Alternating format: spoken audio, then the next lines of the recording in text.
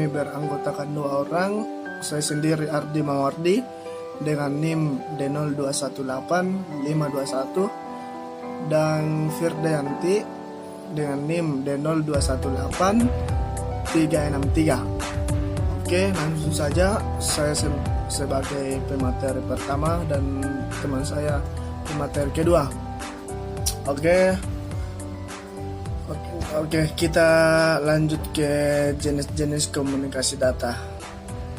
Apa saja sih jenis-jenis komunikasi data itu?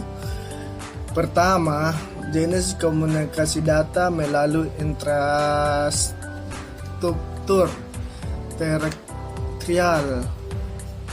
Jenis komunikasi data ini dapat dilakukan menggunakan media kabel dan nirkabel sebagai aksesnya, sehingga membutuhkan biaya yang tinggi untuk membangun infrastruktur jenis ini. Yang kedua, komunikasi jenis melalui satelit, yaitu jenis komunikasi data ini dapat dilakukan dengan menggunakan satelit sebagai aksesnya. Biasanya wilayah yang dicangkup melalui akses satelit ini lebih luas dan mampu menjangkau lokasi yang tidak memungkinkan dibangunnya infrastruktur terestrial, namun memungkinkan dibangun infrastruktur terestrial dan membutuhkan waktu yang lama untuk melangsungnya proses komunikasi tersebut. Itulah, komunikasi ini juga memiliki berbagai komponen. Oke, lanjut untuk materi selanjutnya. Ada komponen komunikasi data. Apa itu komponen apa saja itu komponen komunikasi data? Oke, komponen komunikasi data itu ada penerima, ada pengirim, dan ada pesan. Pertama itu penerima, yang dimana piranti yang menerima data. Terus kedua ada pengirim, di mana piranti yang dikirim data tersebut. Terus ada pesan atau data itu tersendiri, di mana informasi yang akan dipindahkan bisa berubah apa saja: teks, angka, gambar, suara, audio, atau kombinasi dari semuanya. Oke, keempat itu ada pengiriman, di mana sebagai media atau saluran yang menggunakan untuk mengirimkan data, bisa berupa kabel, cahaya, ataupun gelombang magnetik. Terus ada protokol. Protokol adalah aturan-aturan yang harus disepakati atau dilaksanakan oleh 2 atau lebih alat yang dapat saling berkomunikasi itu. Jadi itulah materi yang bisa saya sampaikan. Saya lanjut ke materi kedua. Thank you. Assalamualaikum warahmatullahi wabarakatuh. Baik, di sini saya akan melanjutkan materi dari Ardi Mawardi, yakni transmisi data sebagai berikut. Yang pertama yaitu metode simplex.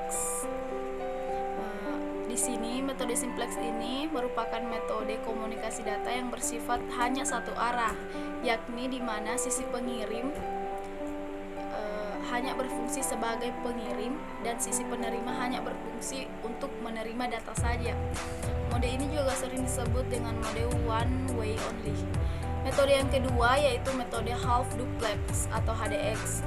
Metode ini merupakan metode 2 arah dalam komunikasi data, namun dilakukan secara bergantian, yakni tidak boleh waktunya itu bersamaan, di mana si pengirim ini berfungsi mengirim informasi dan di sisi lainnya itu bisa juga berfungsi untuk menerima informasi.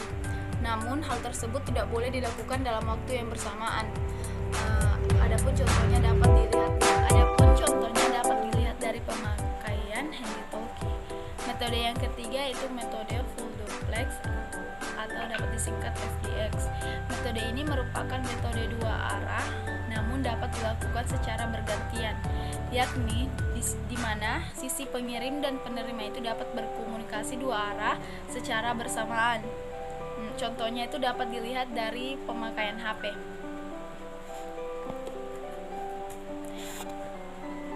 Kemudian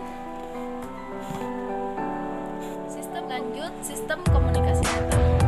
Sistem komunikasi data ini dibagi menjadi 3, yaitu dari titik ke titik atau point to point communication, yang dimana informasi dari sumber hanya ditujukan kepada satu poin saja. Contohnya yaitu telepon, fax, dan telegram. Kemudian titik ke beberapa penerima atau multi communication, yang dimana informasi dari sumber ditujukan kepada beberapa poin penerima saja. Contohnya yaitu jaringan switch. Selanjutnya yaitu menyebar atau broadcasting communication.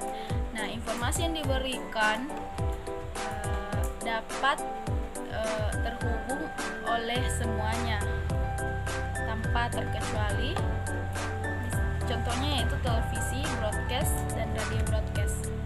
Baik, demikian presentasi dari kami. Kurang dan lebihnya mohon dimaafkan. Wassalam.